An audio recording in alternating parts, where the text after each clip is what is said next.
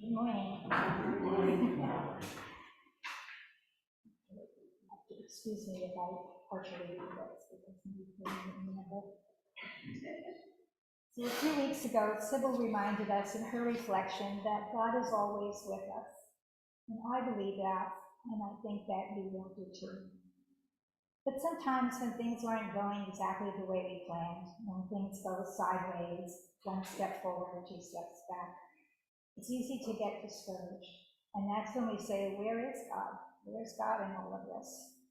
We pray for help, we pray for change, we pray for things to get better.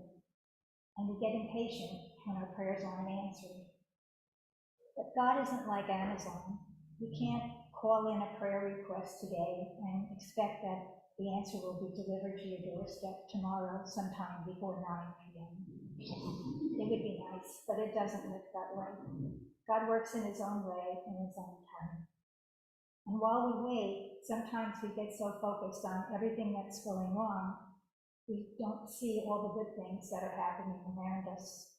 And sometimes those good things come out of the exact problems that we have. It isn't until you step back and take a look at the whole picture that you can see God's hand at work. And so when I look back at the last couple of years here at Good Shepherd with all the ups and downs, I can see times when even though we're struggling, we've still been blessed. I'll give you some examples. At the height of COVID, we had to close our doors. That's something that never happened before, at least not in the 40 years that I've been here. But even though our doors were closed, we were still able to come together to worship on Sunday because we had Zoom. We were able to see each other and talk to each other face to face, to encourage each other and to share important information. And there were so many people that were feeling isolated and alone, and it was a way for them to connect with friends and sometimes with family who were on the Zoom call from far away. And we were able to do that because we were blessed to have people like Courtney with us, who had the technical knowledge and the skill to teach us how to use the equipment and keep those programs running all throughout COVID and even today. And so even if there's only one person on Zoom, which I don't know if there is, or several, it's still a blessing for them to be able to come and join us, and it's a blessing for us as well. And then when the COVID restrictions eased up a little bit and we could get back into the building, we were able to resume the brown bag lunch program. And we were given the opportunity to provide hundreds of lunches for people in our community who were struggling to put food on their tables. And so I believe in every bag that went out that door, God was there. And he was there for every person that received those bags. And even to today, there are thousands of sandwiches that have been made in the past few years that have gone out, and that's thousands of blessings.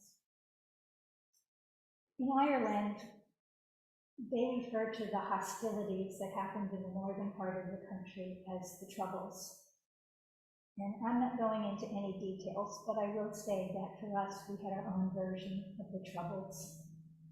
And because of it, some people chose to leave, people that had been here for a really long time. But those of us who chose to stay, because we love this church, it's our spiritual home, we were hurt and sad by what had happened. And there was a lot of disappointment and resentment and even anger at what was going on. And the weight of all those negative feelings started to drag us down, emotionally and spiritually. But then together we made the decision to take all that negative energy and turn it around and do whatever we could to get back to the friendly, warm, loving community we'd always been. And one of the first steps we took was to set our sights on making the vision of the Senior Saturday lunch a reality. But to do that, we had to take on the task of rebuilding the kitchen. And again, God blessed us with people who were willing to take the lead. And then together we all did what we could to help, whether that was painting a cabinet door, or writing a grant proposal, or just writing a check. We were led to contractors and tradespeople who were not only willing to do the work, but they were also, in some cases, willing to donate material and their time because they could see that what we were doing was important and it had value. And we were able to get grants from outside organizations and local community groups, and generous donations from parishioners and other people outside the church who wanted to support us. So when everything was ready to go, God sent volunteers to help us.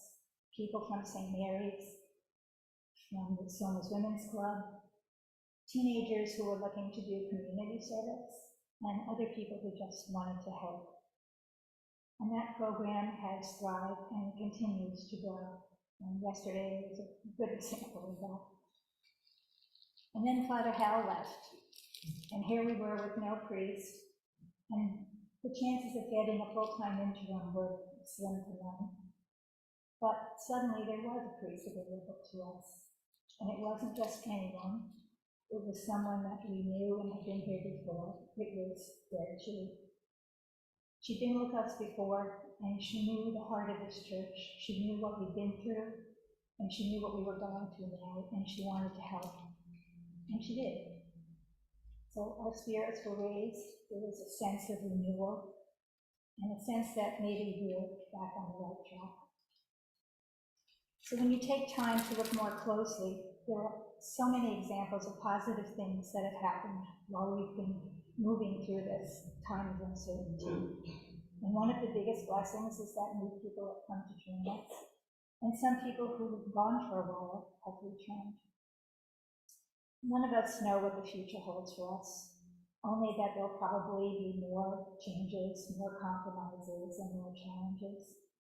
But when those challenges arrive, we need to stay positive and remember all the good things that are happening around us, because those are our reminders that God is with us and He wants us to succeed. He's walking down this path with us and guiding us around those roadblocks and leading us to exactly where we need to be. So if we stay positive and hopeful, and we continue to care for each other and our church and our neighbors who need us, then together with God's help, we will get there. Amen. Amen.